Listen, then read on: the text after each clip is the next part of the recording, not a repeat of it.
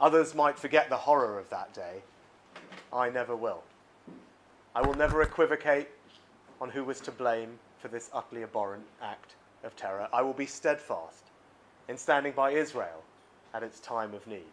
And I will not try and bully Israel into making concessions that are not in its interests.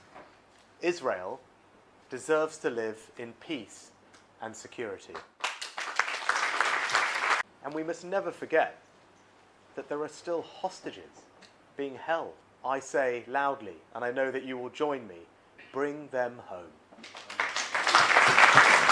Under my leadership, the United Kingdom will stand with Israel against terrorism today, tomorrow, and always. I am proud that I am the first British Prime Minister to have ordered our military into action to protect the state of Israel, and I'm even prouder of the role our military played in ensuring Iran's missile and drone barrage did not succeed. Now, you all well know, too well, in the aftermath of October the 7th, there has been a shocking increase in anti-Semitism here in our country.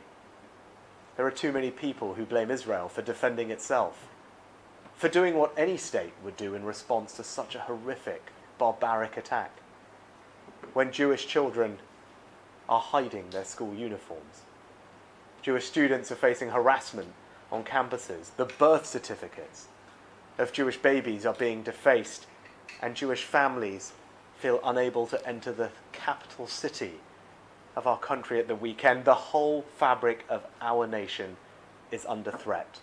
This anti-Semitism is a sickness, and I am determined to confront it.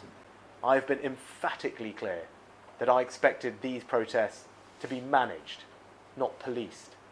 We have already changed the law to give the police more powers to handle these protests, and if re-elected, we will allow the police to prevent protests or marches that pose a risk of serious disorder by allowing police to take into account the cumulative impact of protests. Because you should never feel that you can't go into town because of a protest, and this change in the law will deal with that problem.